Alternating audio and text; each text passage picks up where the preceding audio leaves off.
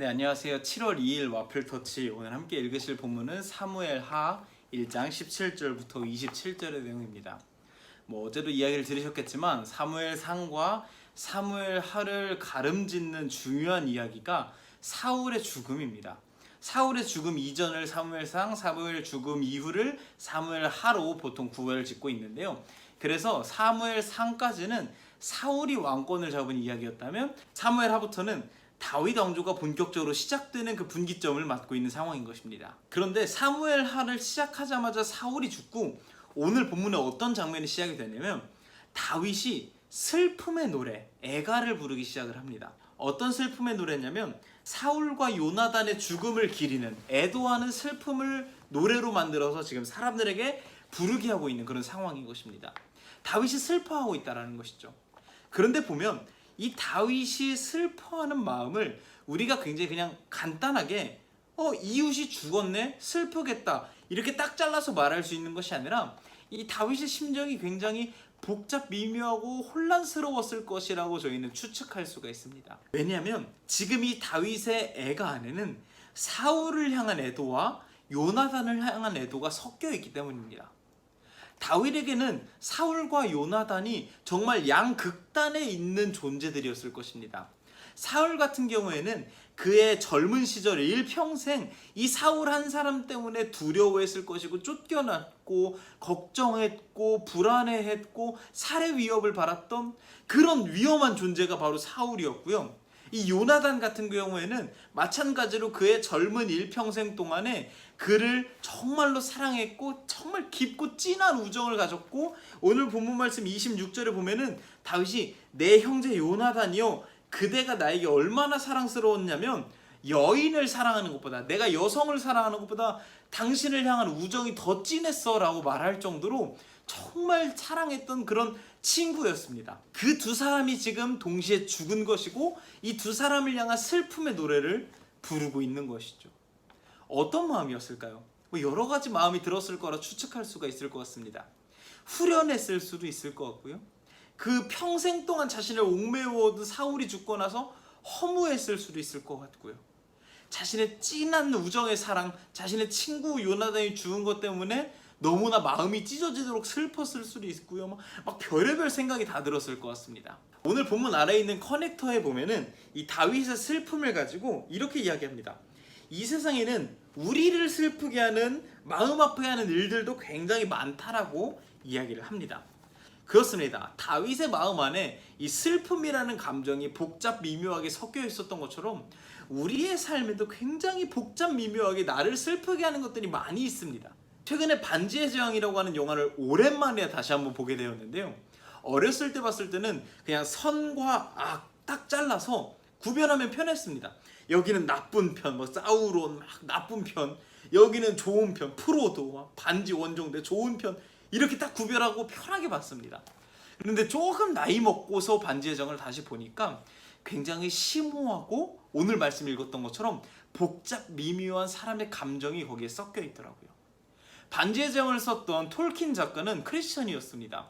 크리스천 지성인인 C.S. 루이스의 절친이었다라고 하는데요. 그래서 그는 C.S. 루이스에게 많은 조언도 받았고 반지의 제왕이라는 긴 어떤 판타지 스토리 안에 크리스천 한 인생의 삶을 녹여냈다라고 그는 인터뷰 때 이야기를 한 적이 있습니다. 그런 배경을 가지고서 반지의 제왕을 보니까 굉장히 우리네 인생과 닮았더라고요.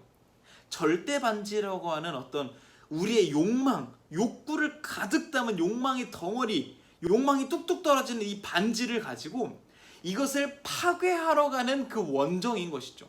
그 가는 길에 그냥 단순히 선과 악으로 나눠서 좋은 편은 반지를 지키고 나쁜 편은 반지를 뺏고가 아니라 좋은 편 안에서도 막 누구는 반지 때문에 이 유혹이 들기도 하고 어떤 자신의 백성들을 지켜야 한다라고 하는 대의 명분 때문에 반지를 훔치려고 하기도 하고 반지를 간직해서 가지고 있던 주인공도 막 반지를 낄까 말까 한번 껴봤다가 이걸 내가 가질까 말까 이런 복잡 미묘한 그런 감정들을 가지고 끝을 향해서 가고 있는 것입니다. 우리의 삶이 이렇다는 것이죠. 마치 가장 최근에 읽었던 저희의 그 전도서 말씀과 유사한 것 같습니다.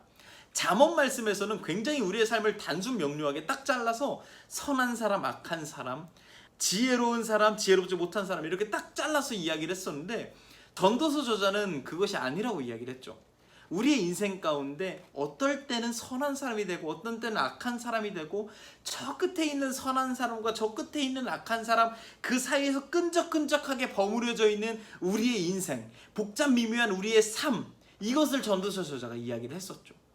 그런데 다윗의 이야기도 반지의 제왕의 스토리도 전도서의 이야기도 모두 공통적으로 가지고 있는 것이 있습니다. 그것이 무엇이냐면 복잡 미묘한 우리의 이런 인생도 결국은 끝을 향해서 나아간다는 것이죠. 이 사무엘하가 이제 시작이 됐는데 다윗의 복잡 미묘한 슬픔으로 시작을 합니다.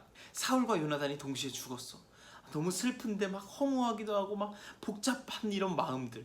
그리고 실제로 다윗의 사무엘하에서 나타나는 인생은 매우 복잡하고 끈적끈적거리는 삶으로 진행이 됩니다. 사무엘하를 보면 다윗의 인생 자체가 그렇습니다. 아들에게 배신을 당하기도 하고 정말 크나큰 왕국을 이루기도 했다가 또 신하의 아내를 뺏는 죄를 지었다가 그 죄 때문에 백성들의 피해를 보기도 하고 왔다 갔다 하는 복잡한 인생을 살아갑니다. 그럼에도 불구하고 다윗은 그 끝에 있는 하나님의 뜻을 이룬다라고 하는 최종 목표를 향해서 달려갑니다.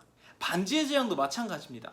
반지를 가지고 가는 그 원정길 동안에 서로 뺏겼다가 뺏었다가 싸웠다가 화해했다가 복잡한 과정 끝에 결국은 이 반지를 파괴하러 가는 그 끝에 있는 최종 목표를 향해서 나아가는 것이죠. 전도서도 마찬가지라고 말씀드렸습니다. 인간의 그 한계 속에서 서로 넘어졌다가 웃겼다가 울었다가 이겼다가 졌다가 복잡하게 살아가는 그 인생 끝에는 결국 하나님께 내 인생의 바통을 맡겨드린다라고 하는 최종 목표가 있는 것입니다. 커넥트에서 얘기한 것처럼 우리의 인생을 슬프게 하는 수많은 것들이 존재합니다. 지금 우리의 국가적 정세도 우리를 슬프게 할 수도 있고 코로나19 사태로 인한 경제적인 문제가 나를 슬프게 할 수도 있고 건강이 나를 슬프게 할 수도 있고 자녀가 나를 슬프게 할 수도 있고 복잡 미묘하고 끈적거리는 삶의 문제들이 내 삶에 덕지덕지 붙어서 나를 옥매어 올 것입니다. 그럼에도 불구하고 우리는 이 삶을 열심히 살아갑니다. 끝을 향해서 나아갑니다. 왜냐하면 그 끝에 잘했다 칭찬해 주실 면류관 들고 기다려 주실 하나님이 우리를 기다리고 있기 때문입니다. 이제 다윗의 인생이 본격적으로 시작이 됩니다. 아까 말씀드렸던 것처럼 우여곡절 많은 인생입니다. 우리네 인생처럼 말이죠. 그런 다윗의 인생을 우리가 함께 살펴보면서 그런 복잡 미묘하고 왔다 갔다 하고 어수선한 우리의 인생, 다윗과 같은 우리의 인생 가운데 다윗처럼 하나님 마음에 합한 삶을 살아가는 것, 다윗처럼 그 끝에서 날 기다리고 계실 하나님을 바라보며 인생을 한 걸음 한 걸음 뚜벅뚜벅 걸어가는 것을 우리가 함께 살펴보고 닮아갔으면 좋겠습니다. 감사합니다.